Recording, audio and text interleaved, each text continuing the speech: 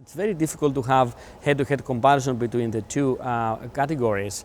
And if you look across tumor types, you might find some differences.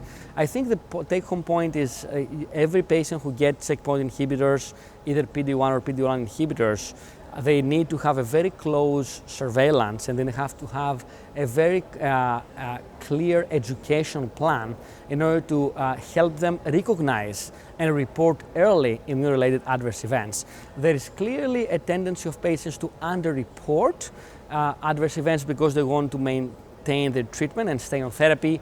However, it's our duty as providers to inform and educate our teams and ourselves and the patients to report those adverse events. And I think there is a need for immune-related adverse events tumor boards.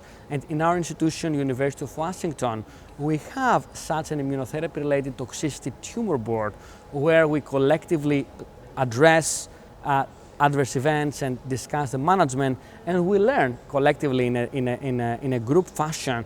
And we have oncologists as well as other specialties, non-oncologists that can inform, discussion and management of patients with those toxicities, either from PD-1 or PD-L1 inhibitors.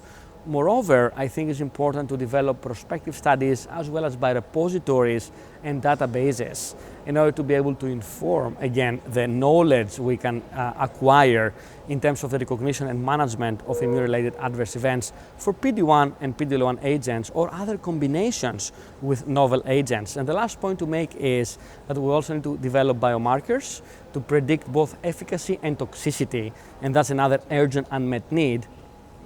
The last point to make is we do not know how to utilize those agents in patients with a baseline autoimmune condition or inflammatory bowel disease. So I think that's a very important question, and we actually had a recent review that is published in PubMed in a Journal of NCCN.